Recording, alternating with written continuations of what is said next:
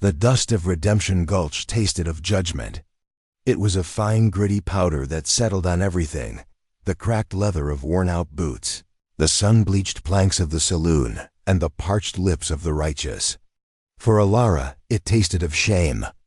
It coated her tongue, filled her lungs, and clung to the tear-dampened fabric of her husband's worn shirt, the one she'd pulled on that morning for the scent of him, for the ghost of his arms. Now it was a shroud for her humiliation. The town square was a theater of cruelty, and she was the spectacle. The stocks, a recent and proud acquisition of Reverend Blackwood, bit into the raw flesh of her wrists and ankles. The wood was new, splintery, and smelled of fresh-cut pine and self-righteousness. It was meant to be a deterrent, a monument to the town's piety, but it felt like a beast, chewing on her bones. Her crime was poverty. Her husband, Liam, had been a good man, a strong man, but the fever had been stronger. It had burned through him in 3 short days, leaving her with nothing but his name, a mountain of debt to the town's mercantile, and a hollow ache in her chest that was as vast and empty as the prairie sky.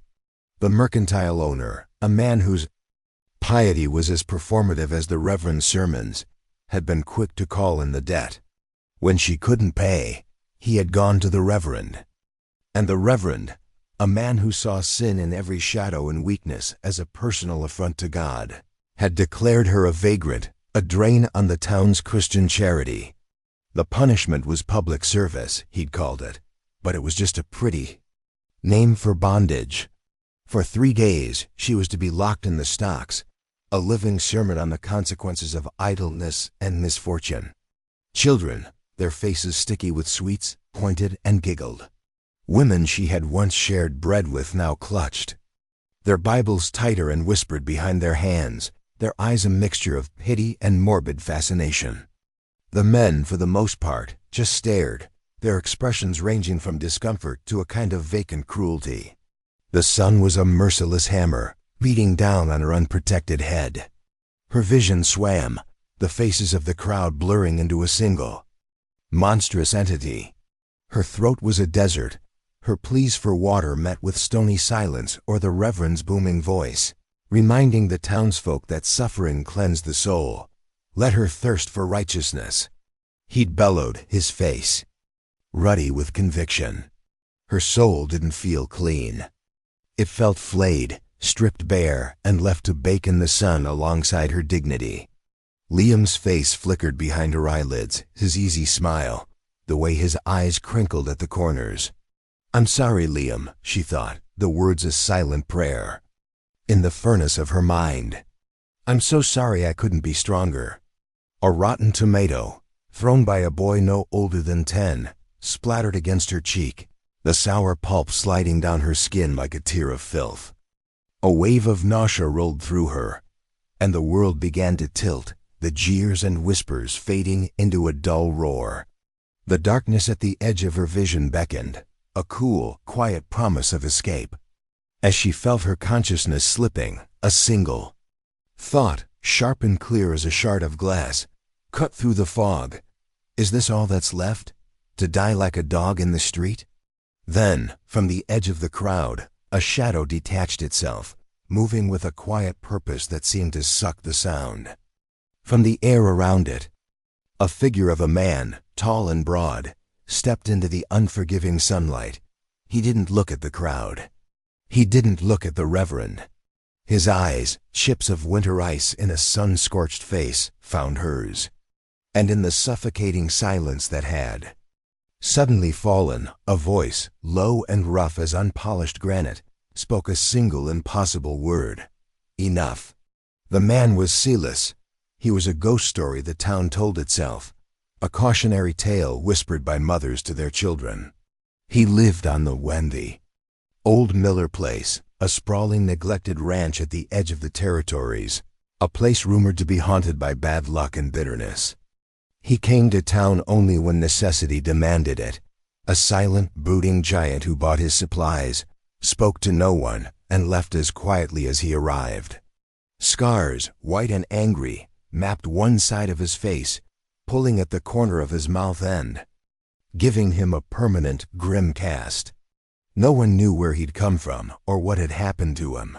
He was simply Silas, the broken man on the broken ranch, a piece of the harsh landscape that was best left undisturbed.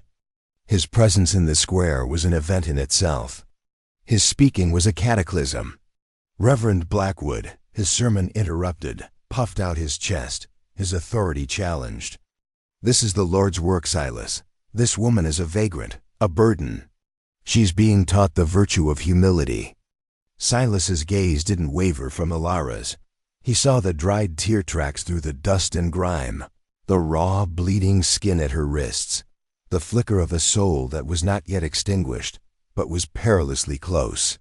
He saw his own past in her eyes, the helplessness, the public stripping of worth, the moment when you realize you are utterly, terrifyingly alone.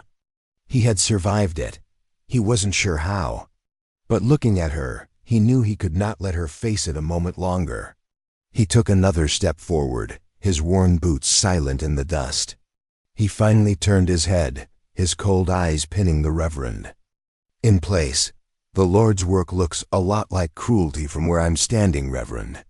The words were quiet, but they carried the weight of a boulder. "You call her a vagrant. I call her a widow. You call her a burden. I see a woman who's lost everything." He reached into the pocket of his dusty coat and pulled out a small, heavy leather pouch. He tossed it onto the platform next to the stocks. It landed with a solid, definitive clink of coins. That should cover her husband's debt to the mercantile, with interest. A collective gasp rippled through the crowd. It was more money than most of them saw in a year. The mercantile owner, who had been lurking near the back, pushed his way forward, his eyes wide and greedy. Reverend Blackwood sputtered, his face turning a shade of purple that clashed with his black coat. "This is not about money. It is about moral correction. The law. The law is a tool, Reverend," Silas cut in, his voice dropping even lower, becoming more dangerous. "You can use it to build a community, or you can use it as a whip to beat those who are already down. You've made your choice. Now I'm making mine." He walked up the 2 steps to the platform, ignoring the sputtering preacher. He knelt in front of Alara, the movement surprisingly gentle for a man of his size. He was so close she could smell the scent of horse and leather and clean, cold air that clung to him. His scarred face was inches from hers. She flinched, expecting a blow, a curse. Anything but the profound, aching sorrow she saw in his eyes. He produced a large, wicked-looking knife from a sheath on his belt, and for a terrifying second, she thought he meant to kill her, to offer a final, brutal mercy. The crowd murmured, a wave of fear and excitement. But he didn't turn the blade on her. He slid it into the locked mechanism of the stocks. With a grunt of effort and a sharp crack of splintering wood, the lock broke. He pried the heavy wooden bars apart, first from her ankles, then from her wrists. The sudden freedom was dizzying. Blood, hot and tingling, rushed back into her numb limbs. She tried to stand, but her legs, cramped and weak, buckled beneath her. Before she could fall, his arms were there, strong and solid, catching her. He lifted her as if she weighed nothing. One arm scooped under her knees, the other supported her back. Her head fell against his chest, the rough wool of his shirt scratching her cheek. She could hear the steady, slow beat of his heart beneath her ear. It was the first moment of security, of human warmth, she had felt in what seemed like a lifetime. He turned, holding her, and faced the stunned, silent town. His eyes swept over them, cold and contemptuous. "She's not a vagrant anymore." He stated, the words an unbreakable vow, "She's with me." Without another word, he carried her down the steps and through the parted crowd, who stared as if they were witnessing a miracle or a damnation. He walked toward his wagon, a sturdy, plain thing hitched to a single, powerful horse. He didn't look back. He didn't have to. He had just drawn a line in the dust of Redemption Gulch, and the entire town knew they were on the other side of it. For Ilara, cradled against the chest of this terrifying, scarred stranger, the world was still a blur of pain and confusion. But as the town square receded behind them, one thing was clear. The darkness had not taken her. A shadow in the dust had come for her, and his name was Silas. The journey to his ranch was a silent, jolting eternity. Silas had placed her on the wagon seat, propping her up with a rolled-up blanket, his movements efficient and impersonal. He hadn't spoken a word since his declaration in the square. He just drove, his eyes fixed on the horizon, his jaw set. Like granite, Ilara drifted in and out of a feverish daze. Every bump and rut in the road sent a fresh wave of agony through her battered body. Her wrists and ankles were on fire, the skin rubbed raw and weeping. The sun beat down, and the world seemed to shimmer and warp around the edges. She watched his hands on the reins, large, calloused, competent. They were the hands of a man who worked, who wrestled a living from the unforgiving land. They were the hands that had broken her free. She didn't understand. Why? Why would this man, this outcast, pay her debt and invite the wrath of the town upon himself for a woman he didn't know? Gratitude was a foreign country she couldn't find her way to yet. All she felt was a deep, bone-weary confusion and a primal fear that she had simply traded one cage for another. The ranch, when they finally arrived, was exactly as the rumors described it. Broken. The house was a squat, unpainted cabin, its roof sagging in the middle like a tired old man's shoulders. The barn leaned at a precarious angle, a strong wind away from total collapse. Fences were down, their posts askew, the wire coiling into rusty nests in the overgrown grass. The land itself was beautiful, a vast expanse of rolling hills and distant, purple mountains, but it was a wild, untamed beauty. It was a place that had been given up on. Silas pulled the wagon to a halt in front of the cabin and finally turned to look at her. His eyes in the harsh light of day were even more startling. Pale, piercing blue that seemed to see right through her. "Can you walk?" he asked, his voice still that low, rough rumble. She tried to nod, but the movement sent a spike of pain through her head. She pushed herself up, her muscles screaming in protest. When her feet touched the ground, her legs gave way again. He was there before she hit the dirt, his arm circling her waist, holding her up. The contact was like a lightning strike, a jolt of strength and heat that was both terrifying and strangely grounding. He didn't say anything, just half carried, half dragged her into the cabin. The inside was worse than the outside. It was a single, large room, dark and cluttered. A layer of dust covered every surface. A stone fireplace, black with soot, dominated one wall. A crude table and 2 chairs stood in the center. A bed, its blankets in a tangled heap, was pushed into a corner. The air was stale, thick with the smell of wood smoke, old leather, and a profound, suffocating loneliness. It was the den of a wounded animal, a place to hide from the world. He led her to one of the chairs and gently lowered her into it. Then, he moved about the cabin with that same silent efficiency. He stoked the embers in the fireplace, adding a few pieces of wood until a small, hesitant flame flickered to life. He filled a kettle with water from a bucket by the door and set it on a hook over the fire. He did all this without looking at her, as if she were a piece of furniture he had just acquired and was now arranging. While the water heated, he pulled a wooden crate from a dark corner and rummaged through it, producing a clean, if yellowed, strip of linen, a small jar of dark, pungent-smelling salve, and a bottle of whiskey. He poured a generous amount of the whiskey onto a rag and came toward her. She flinched back in the chair, her heart hammering against her ribs. "Hold still," he said, his voice not unkind. "This will sting."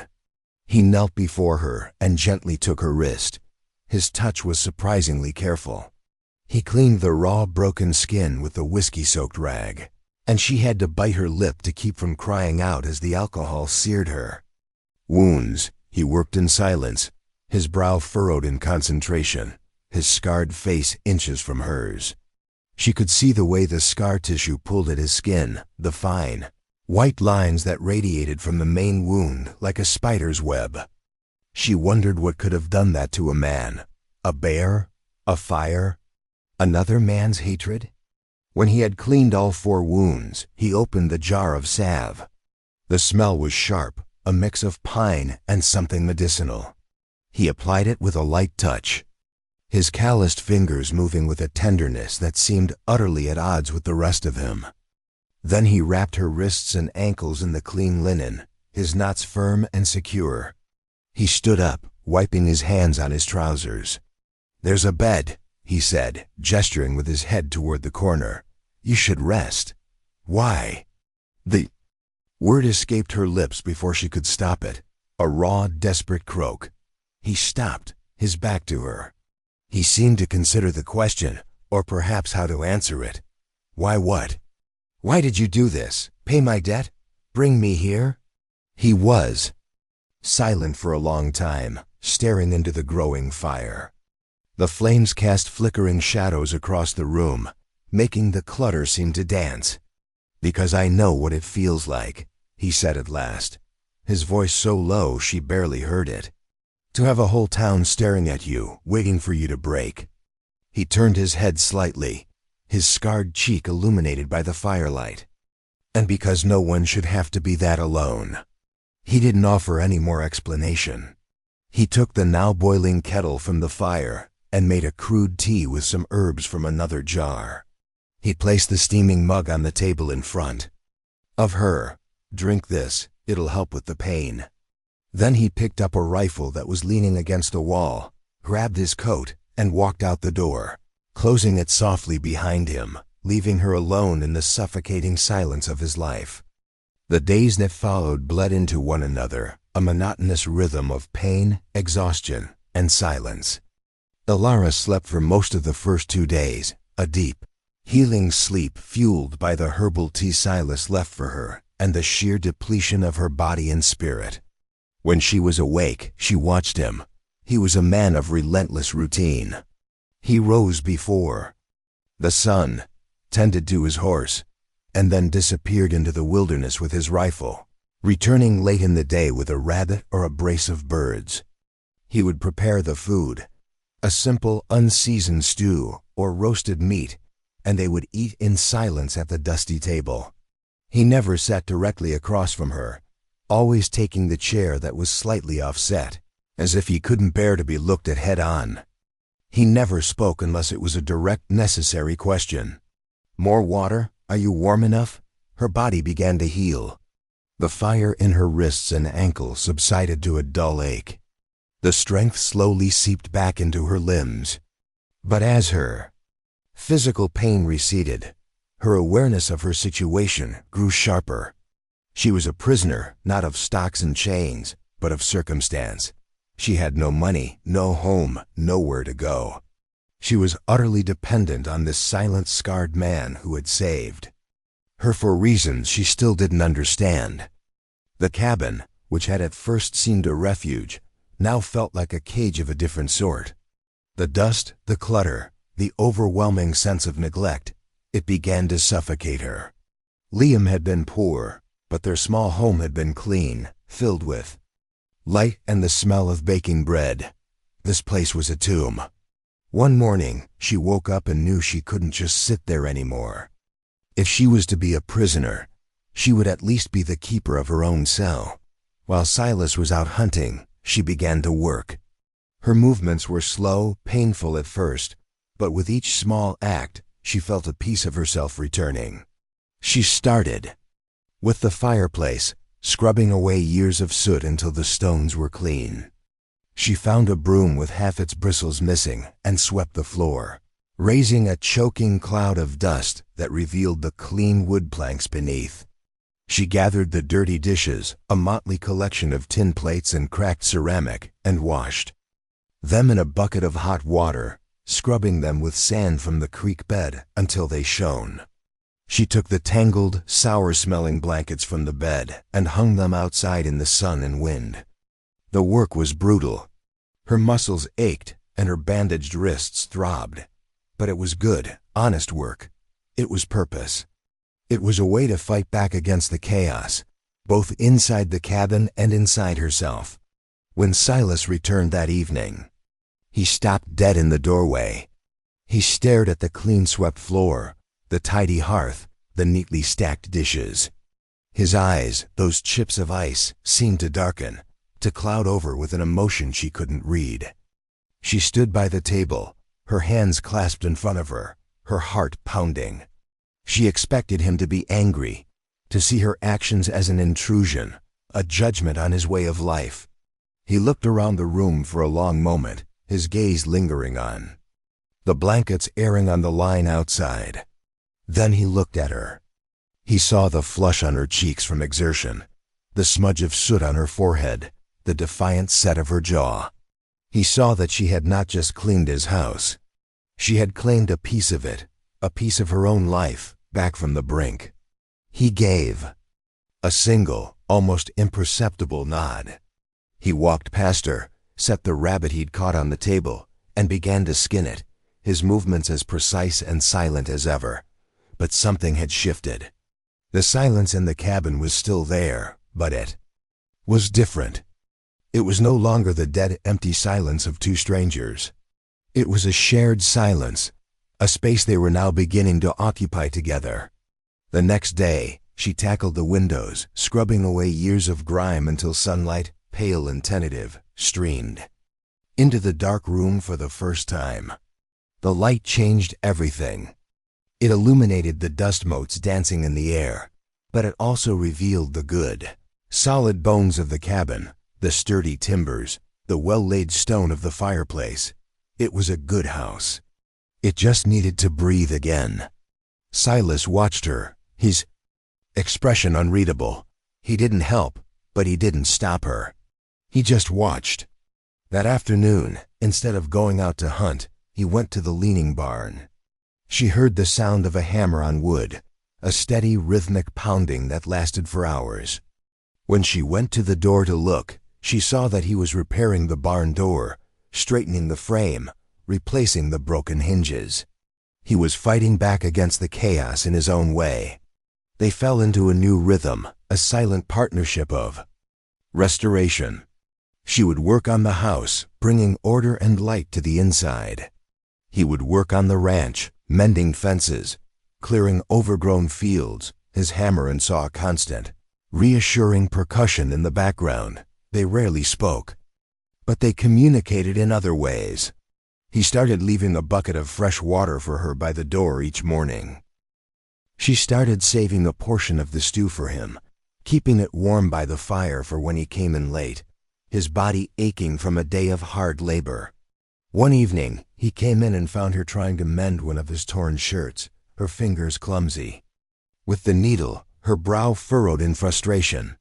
He watched her for a moment, then went to his crate and pulled out a small, intricately carved wooden box. He opened it. Inside, nestled on a bed of faded velvet, were sewing needles of all sizes, spools of thread in different colors, and a silver thimble. It was a woman's sewing box. He placed it on the table beside her without a word and walked away. She stared at it, her throat tight. Whose was it? His mother's? A wife's? The thought sent a strange, sharp pang through her chest. She picked up the thimble. It was cool and smooth against her skin. She didn't ask. She knew he wouldn't answer. But she used the needles and thread, and the mended shirt was stronger for it. The whispers from town found them eventually. The mercantile owner, having pocketed Silas's money, had wasted no time in spreading the story, embellished for maximum effect. The tale of the scarred recluse and the disgraced widow became the grist for the town's gossip mill. He bought her right there in the square, they'd say over fences and in the pews on Sunday, living in sin out on that cursed land. What does a man like that want with a woman anyway? The speculation was ugly and relentless. Ilara knew it was happening, even if she couldn't hear it. She could feel it in the way the wind seemed to carry a chill from the direction of the town. in the way Silas's shoulders seemed to tense whenever he looked toward the east. Their first trip back to town together was a trial by fire. They were running low on flour and salt, and one of the wagon wheels needed a new iron band. The journey was as silent as the first, but this time, Ilara sat up straight, her hands folded. In her lap, her chin held high. She would not be cowed. She was not a vagrant. She was a woman who had survived. As they drove down the main street, a hush fell. Windows were suddenly filled with curious faces. People stopped what they were doing to stare. It was the square all over again, but this time she was not in the stocks. She was sitting beside the most feared and respected man in the territory. And she was clean, her hair neatly braided, her dress mended. She was not broken. Silas pulled the wagon up in front of the blacksmith's shop and got down. "I'll see to the wheel," he said, his voice low. "You get the supplies." He handed her a small deerskin pouch with a few coins in it. For a moment, she hesitated. To walk into that mercantile, to face the owner who had conspired to put her in the stocks, to feel the weight of all those judgmental eyes, it was a terrifying prospect. Silas seemed to sense her fear. He looked at her, his gaze steady. "You don't have to," he said quietly. "I can go." It was an offer, a small simple kindness that meant the world. It was a choice. She took a deep breath, the dust of the street filling her lungs. But this time, it didn't taste of shame. It tasted of defiance. "No," she said, her voice clearer, and stronger than she'd heard it in months. "I'll go." She slid down from the wagon seat, her feet landing solidly on the ground. She walked toward the mercantile, her back straight, her gaze fixed ahead. She could feel the stares like physical blows, but she didn't falter. She was Ilara, a widow, yes, but she was also the woman who had scrubbed a dead house back to life. She was the woman who had survived. The mercantile was silent when she entered. The owner, a portly man named Henderson, was behind the counter. He paled slightly when he saw her.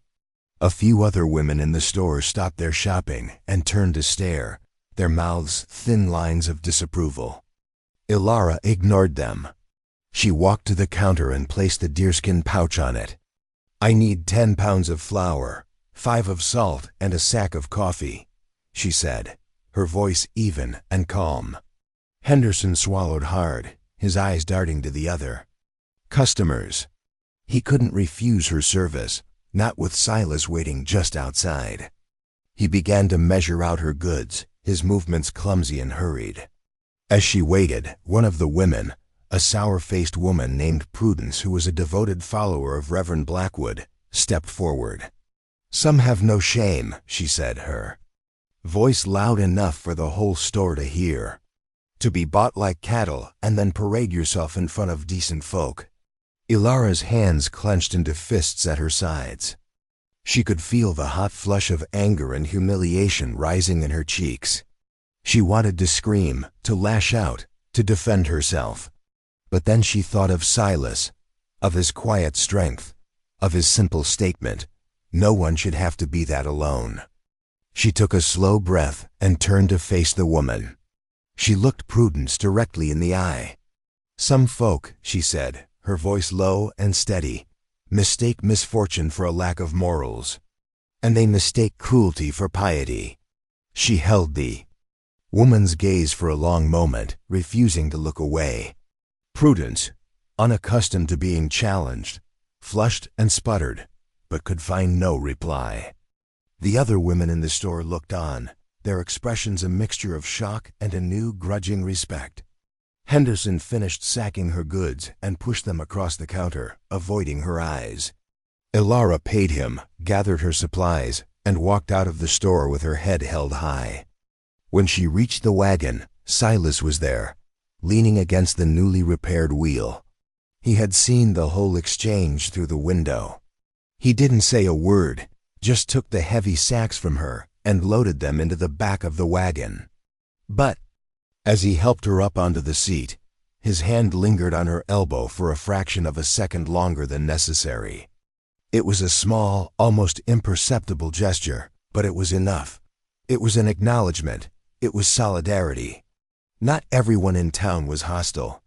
The blacksmith, a large, quiet man named Thomas, had greeted Silas with a respectful nod and had done a fine job on the wheel, charging him a fair price. His wife, Mary, had been outside, shaking out a rug, and she had caught Alara's eye and given her a small, hesitant smile.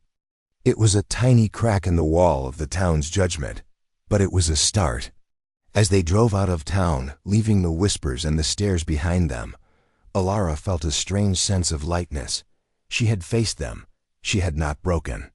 She looked over at Silas, at his scarred profile against the setting sun. He was still a mystery, a man made of silence and sorrow. But he was no longer just her savior. He was her ally. And in the vast, lonely expanse of the frontier, that was everything. The ranch, when they returned, no longer felt like a prison. As the cabin came into view, its windows now glowing with the warm light of the lamp she had lit, it looked for the first time like home. The seasons turned. The harsh sun of summer gave way to the crisp, golden light of autumn. The silent partnership between Alara and Silas deepened, settling into a comfortable domestic rhythm. They worked. It was the language they shared, the foundation of their strange, unspoken bond. Together, they harvested the small, wild vegetable patch she had discovered and nurtured behind the cabin. They repaired the roof, Silas working on the high, dangerous parts while she passed him shingles and nails. They rebuilt the collapsed section of the corral, their movements synchronized, their hands often brushing as they worked with the same piece of wood.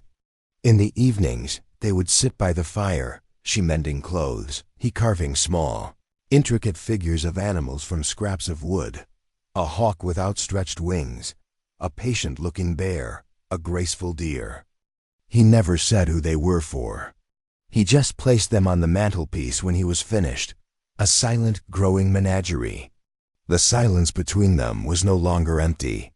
It was filled with the small sounds of a shared life, the crackle of the fire, the whisper of her needle through cloth, the soft scrape of his knife on wood. There were moments of clumsy tenderness. One day, while she was reaching for a high shelf, the chair she was standing on wobbled. She cried out, and in an instant, he was there, his hands steadying her, his body a solid wall behind her. She could feel the warmth of him, the strength in his arms. She leaned back against him for just a second, her heart pounding, before pulling away, her face flushed.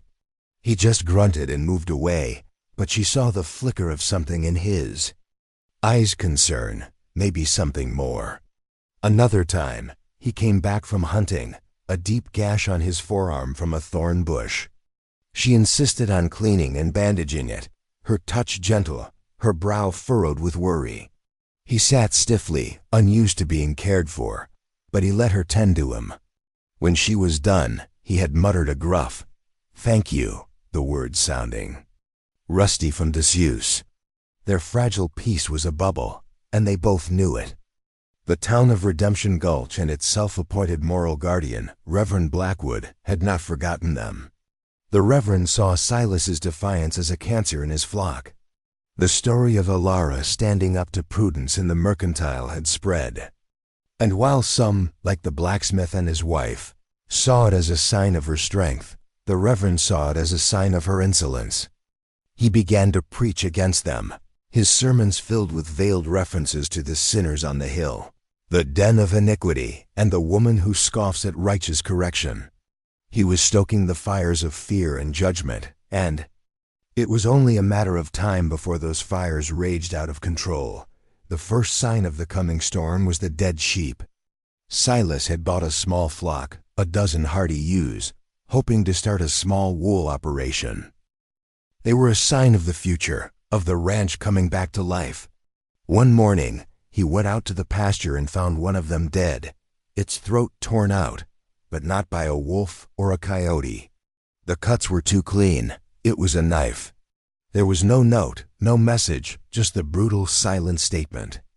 Silas stood over the dead animal, his face a mask of cold fury. Alara came to stand beside him, her hand instinctively going to her mouth. She knew, as he did, where this had come from. It was a warning. The warnings escalated. A fence was cut, allowing the rest of the sheep to scatter into the wilderness. It took them 2 days of frantic searching to round them all up. A rock was thrown through one of their newly cleaned windows in the middle of the night, shattering the glass and their sense of security. They didn't speak of their fear, but it hung in the air between them, thick and cold. Silas started sleeping with his rifle by the bed again. Alara found herself jumping at every strange noise, her eyes constantly scanning the horizon for threats. The home they had built together, their sanctuary, was under siege. The breaking point came with the first snow of winter. A circuit judge was due to arrive in Redemption Gulch, a rare event that brought all manner of official business to the fore. Reverend Blackwood had been waiting for this. He saw his chance to use the law, the tool he so admired, to finally crush the 2 people who had dared to defy him. He filed a formal petition with the court. He claimed that Alara, as a destitute widow with no family, was a ward of the community, and that the church, as the moral authority of that community, was best suited to oversee her welfare. He proposed to have her removed from Silas's unwholesome influence and placed in the service of the church, a laundress, a cleaner, a servant. It was the stocks all over again, but this time it would be permanent. To strengthen his case, he filed a second petition, claiming that Silas's ranch, the site of this immoral cohabitation, was a public nuisance and that its deeds should be reviewed with an eye toward forfeiture to the town for the establishment of a poor farm. It was a land grab, pure and simple, dressed up in the robes of piety. The summons was delivered by the town's timid sheriff, a man who clearly took no pleasure in his task. He handed the papers to Silas and refused to meet his eye. "The hearing is in 3 days," he mumbled, before turning and scurrying away like a frightened rabbit. Silas stood in the doorway, the papers in his hand, the snow falling softly around him. He read them, his face impassive, but Alara could see the muscle jumping in his jaw. He walked back inside and placed the papers on the table without a word. Alara picked them up, her hands trembling as she read the cold, legalistic language that sought to strip her of her freedom and him of his home. Everything they had built, every mended fence, every clean window, every silent, shared meal was all threatened. They were going to take it all away. She looked at Silas. He was standing by the fire, his back to her, his shoulders slumped. For the first time since she had met him, he looked defeated. He looked like the man he had been when she first arrived, a man who had given up, who had retreated from the world into his shell of pain. She thought he would say they should run, pack up what they could and disappear into the territories. It was the sensible thing to do. They couldn't fight the whole town. They couldn't fight the law. "They will not do this," she said, the words coming out stronger than she felt. He didn't turn around. "They will," he said, his voice flat and empty. "They have the law on their side. The Reverend has the town. What do we have?" "We have this," she said, her voice rising with a passion she didn't know she possessed. She swept her hand around the room, at the clean hearth, the mended curtains, the row of his carved animals on the mantel. "We have this home. We built it. It's ours." She walked over to him, and for the first time, she touched him voluntarily, placing her hand on his arm. He flinched, but he didn't pull away. "You didn't let them break me in the square, Silas. Are you going to let them break you now?" He slowly turned to face her. His eyes were filled with a deep, ancient pain, the pain of the scars on his face, the pain of a past he never spoke of. "You don't understand," he whispered, his voice raw. "I've been in a courtroom before. I've seen what men like the Reverend can do with words and lies. They twist everything. They turn you into a monster. I lost everything once before, Alara. My family, my name, I won't. I can't. His voice broke. This was the moment, the final test. She could see two paths stretching before them. One led into the wilderness, into a life of running and hiding.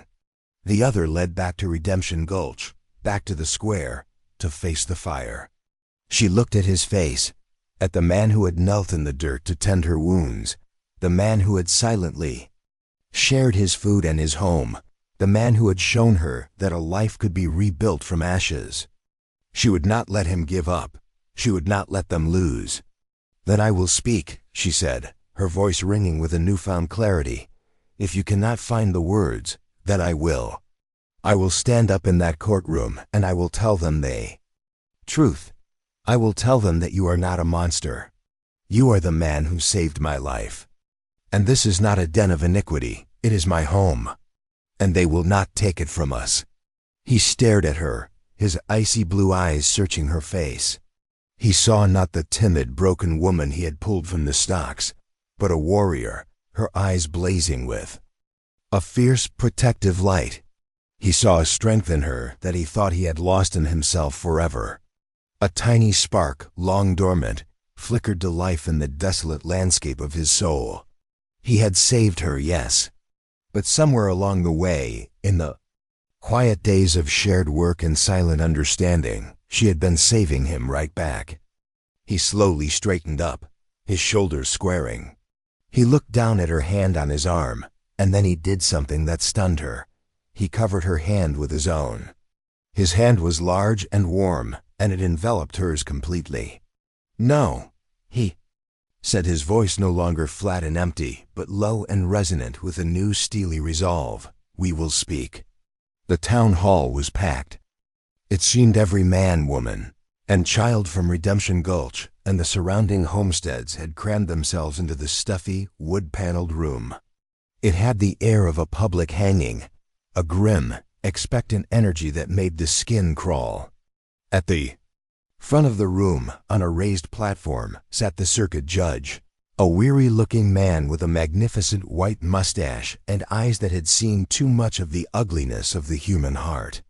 To one side sat Reverend Blackwood, looking smug and confident, flanked by the mercantile owner, Henderson, and Prudence, his key witnesses. On the other side sat Alara and Silas. They sat straight-backed, their hands in their laps, a small, silent island in a sea of hostility. Silas was wearing a clean, mended shirt. Alara was wearing a simple dark dress, her hair neatly braided. They looked not like sinners, but like homesteaders, people of the land, quiet and dignified. The judge called the hearing to order, his voice tired. Reverend Blackwood was the first to speak. He was in his element, his voice booming through the room as he painted a picture of Alara as a fallen woman, a temptress who had lured a good, if simple-minded, man into a life of sin. He spoke of her insolence in the face of righteous correction, her unnatural influence over Silas. He called Henderson to the stand, who testified to Alara's destitution and Liam's debts, conveniently leaving out the part about Silas paying them in full. He called Prudence, who described the scene in the mercantile with relish, twisting Alara's quiet defiance into a shrewish public outburst. With every word, the Reverend built his cage of lies, his voice dripping with false piety and concern. "This is not about punishment, Your Honor," he concluded, placing a hand over his heart. "It is about salvation. Salvation for this poor, lost woman, and salvation for our town's moral character." The crowd murmured its approval. It was a compelling story. It confirmed all their worst assumptions, all the ugly gossip they had been feasting on for months. The judge looked over at Silas and Alara, his expression impassive. "Mr. Silas," he said, his voice devoid of emotion, "do you have anything to say in your defense?" All eyes turned to them. This was the moment. Alara could feel the tension in Silas's body, the way his hands were clenched into tight fists on his knees. She saw the flicker of old fear in his eyes, the urge to retreat, to disappear. She reached over and gently touched his hand. He looked at her, and she gave him A small, encouraging nod. "We will speak." He took a deep, shuddering breath and stood up. He was a large, intimidating figure, and his scarred face, in the dim light of the hall, looked menacing. The crowd shifted uncomfortably. But when he spoke, his voice was not the angry roar they expected. It was quiet, low, and filled with a profound, weary sadness. "Your Honor," he began, his eyes fixed on the judge, "Reverend Blackwood speaks of salvation. But I have seen what he calls salvation. I saw it in this woman's eyes when she was locked in the stocks in the square, thirsty, bleeding, and surrounded by jeering faces. That wasn't salvation. That was torture." A hush fell over the room. He continued, his voice gaining strength with every word. "He calls her a burden. I have seen this woman work from sunup to sundown, turning a derelict cabin into a home. I have seen her pull a garden from barren soil. I have seen her mend clothes, mend fences, and mend a spirit that men like him tried to break. This woman is not a burden. She is the strongest person I have ever known." He paused, his gaze sweeping over the faces in the crowd, the people who had whispered about him, judged him, feared him. "You all look at me, and you see these scars. You whisper stories about me.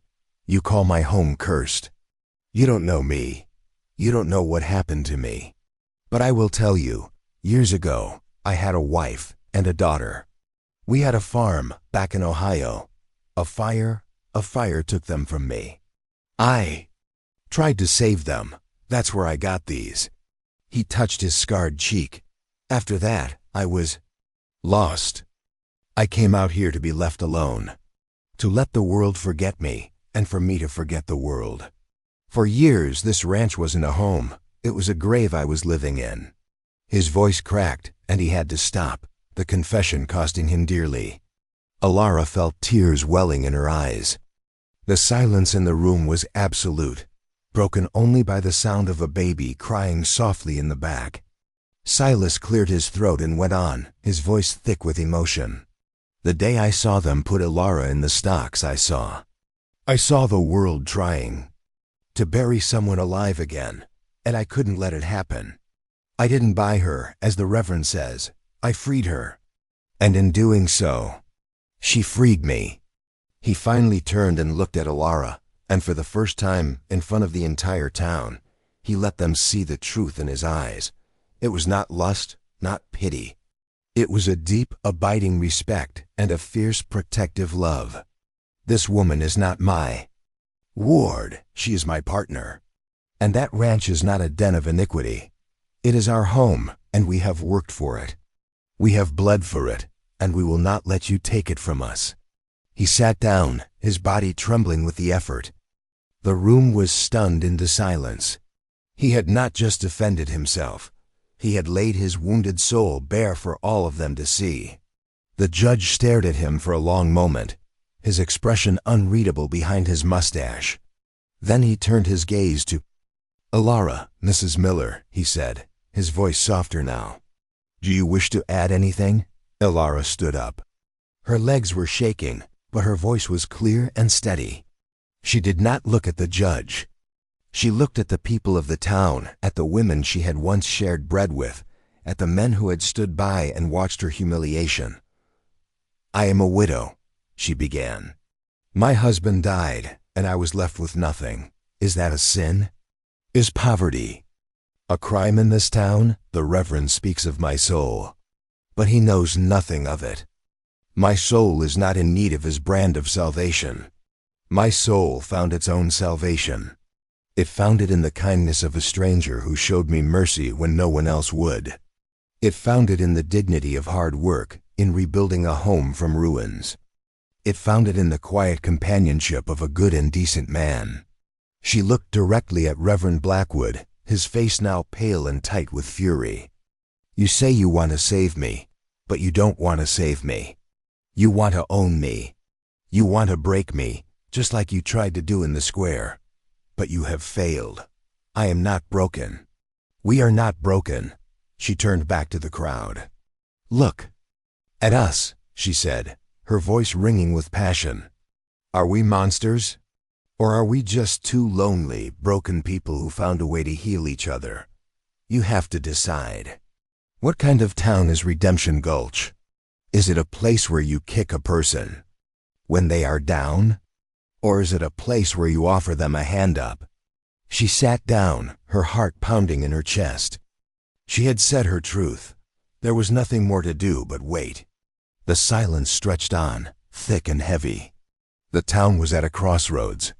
They had been shown two versions of themselves, the cruel, judgmental mob, and the community capable of compassion. Then, from the back of the room, a figure stood up. It was Thomas, the blacksmith. I've known Silas for years, he said, his voice a deep, rumbling bass. He's a quiet man, but he's an honest one. Always paid his debts, always did a good day's work. What happened to him was a tragedy. What's happening to him now is a disgrace. He sat down. Then his wife, Mary, stood up. And I know. Ilara, she said, her voice trembling but firm. I saw her face down Prudence in the mercantile. She didn't do it with shrewishness. She did it with dignity. The same dignity she's showing here today. One by one, other people began to stand. A farmer whose fence Silas had helped mend after a storm. An old woman to whom Ilara had given a portion of her garden's harvest. A small chorus of support, rising up to challenge the Reverend's narrative of hate. The judge watched it all. A faint, almost imperceptible smile touching his lips. He finally banged his gavel. I have heard enough, he declared. He looked at Reverend Blackwood, his eyes cold as steel. Reverend, piety is a fine quality. But when it is used as a cloak for cruelty and greed, it is the ugliest of sins. Your petition to have Mrs. Miller declared a ward of the church is denied. The woman is clearly of sound mind and is in no need of your particular brand of welfare. He then picked up the second petition. As for this claim on Mr. Silas's land, I am dismissing it as frivolous and malicious. In fact, he added, a dangerous glint in his eye, I would advise you to be very careful, Reverend. Attempting to use the law to defraud a man of his property is a serious offense. He tore the petition in half and dropped the pieces onto the floor. This hearing is over. A wave of shock, then relief, then a smattering of applause washed over the room. Reverend Blackwood sat frozen, his face a mask of disbelief and fury. His power had been broken, his hypocrisy laid bare for all to see. Ilara felt a sob of pure, unadulterated relief escape her lips. Silas reached over and took her hand, his grip firm and steady. Their eyes met, and in that look, 1,000 unspoken words were exchanged. They had faced the fire together. And they had won. They didn't stay to witness the Reverend's humiliation. They walked out of the town hall, hand in hand, and into the clean, cold winter air. The snow was still falling, blanketing the town in a layer of pure, pristine white. It felt like a baptism, a washing away of the dirt and the shame. The journey home was silent, but it was a silence born not of loneliness, but of a deep and profound peace. When they arrived back at the ranch, the cabin was there to greet them, a beacon of warmth and light in the falling snow. It was truly, finally, their sanctuary. They didn't get married in a church before a preacher. There was no ceremony, no witnesses, save for the silent, watching mountains and the vast open sky. One evening, months later, as spring was breathing life back into the land, Silas came in from the fields and handed her a small, clumsily picked bouquet of wildflowers. He then pulled a small, simple hand-carved wooden ring from his pocket. He didn't kneel. He didn't make a grand speech. He just held it out to her, his heart in his eyes. Ilara, he said, his voice thick with an emotion he no longer tried to hide. Be my wife. She took the ring, her fingers tracing the smooth, lovingly carved wood. I already am, she whispered. Their family was not one of blood, but of choice. It was a family forged in the fires of public humiliation, built on a foundation of shared work and silent understanding, and cemented by the courage to stand together against the darkness. Their home was not a grand house, but a small, scarred cabin that had been scrubbed clean and filled with light. Its walls had heard more silence than laughter, but the silence was the sound of healing. It was the sound of two broken souls learning to be whole again, together. The town of Redemption Gulch slowly changed, or perhaps it was just that the decent people finally found their voices. The blacksmith and his wife became their first true friends, followed by others who had been moved by their stand. They were no longer the outcasts on the hill. They were Silas and Alara, the people who had shown the town what resilience and redemption truly looked like. One afternoon, years later, Alara stood on the porch of their cabin, watching Silas teach their young son, a boy with his mother's warm eyes and his father's quiet strength, how to mend a fence. The ranch was no longer broken. It was thriving, filled with the sounds of livestock and the laughter of a child.